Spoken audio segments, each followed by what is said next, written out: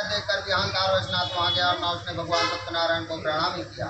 इसके बाद पूजन के नंतर सभी को भगवान का प्रसाद राजा के समीप रखकर वहाँ से लौट आए और इच्छानुसार उन सभी ने भगवान का प्रसाद ग्रहण किया। इधर राजा को प्रसाद का त्याग करने से बहुत दुख प्राप्त हुआ।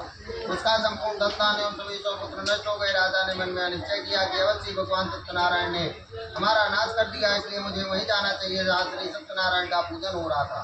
ऐसा मन में निश्चय करके वह राजा गोगणों के समीप गया और उसने गोगणों के साथ भक्ति श्रद्धा से युक्त होकर विधि पूर्वक भगवान सत्यदेव की पूजा की।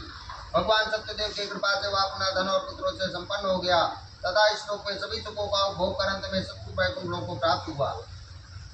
श्री सूत जी कहते हैं, जो व्यक्ति परम दुर्लभ श्री सत्यनारायण के व्रत को करता है और पुण्यमय तथा फल प्रदानी भगवान की कथा को भक्ति युक्त होकर सुनता है, उसे भगवान सत्यनारायण की कृपा से धन धान्य आदि की प्राप्ति होती है। दरिद्र धनवान हो जाता है, बंधन में पड़ा हुआ बंधन से मुक्त हो जाता है, डरा हुआ व्यक्ति भय से मुक्त हो जाता है। यह सत्य बात है, इसमें संशय नहीं है। इस श्लोक में वास्तविक सिद्धलों का भोग प्राप्त करके अंत में वैकुंठ लोक हो जाता है। हे ब्राह्मणों, इस प्रकार मैंने आप लोगों से भगवान सत्यनारायण के व्रत को कहा, जिसे करके मनुष्य सभी दुखों से मुक्त हो जाता है। कलयुग में तो भगवान सत्यदेव की पूजा विशेष फल प्रदान करने वाली है। भगवान विष्णु को कुछ लोग काल, कुछ लोग सत्य, कोई ईश, कोई सत्यदेव तथा दूसरे लोग सत्यनारायण नाम से कहेंगे। अनेक रूप धारण करके भगवान सत्यनारायण सभी का मनोरथ सिद्ध करते हैं। कलयुग में सनातन भगवान विष्णु इस सत्यव्रत रूप धारण करके सभी का मनोरथ पूर्ण करने वाले होंगे। हे श्री मुनियों, जो व्यक्ति नित्य भगवान सत्यनारायण की व्रत कथा को पढ़ता है, सुनता है, भगवान सत्यनारायण की कृपा से उसके सभी पाप नष्ट हो जाते हैं। हे मनुष्यों, पूर्व काल में जिन लोगों ने भगवान सत्यनारायण का व्रत किया था, उनके अगले जन्म का वृत्तांत कहता हूँ, आप लोग सुने।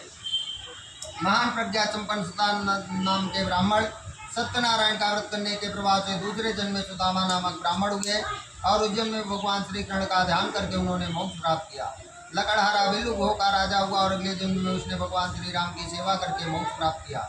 महाराजा उनका मुख दूसरे जन्म में राजा दशरथ हुए, जिन्होंने श्री रंगनाथ की पूजा करके अंत में वैकुंठ प्राप्त किया। इसी प्रकार धार्मिक और सत्यव्रती साधु बिल्ले जन्म के सतव्रत के प्रभाव से दूसरे जन्म में मोरध्वज नाम का राजा हुआ। उसने आरे से चीरकर अपने पुत्र की आदि देव भगवान विष्णु को अर्पित कर मोक्ष प्राप्त किया। महाराजा जन्मांतर में स्वयंभू मनु हुए और भगवत संबंधी संपूर्ण कार्यों का अनुष्ठान करके वैकुंठ लोक को प्राप्त हुए। जो गोवर थे वे सब जन्मांतर में ब्रजमंडल में निवास करने वाले गोप हुए और सभी राक्षसों का संहार करके उन्होंने भी भगवान का शाश्वत धाम को लोक प्राप्त किया। श्री स्कंद पुराणे रेवाखंडे श्री सत्यनारायण भक्ततायाम पंचमोऽध्याय वृंदावन विहारी लाल की जय। बोलिए सत्यनारायण।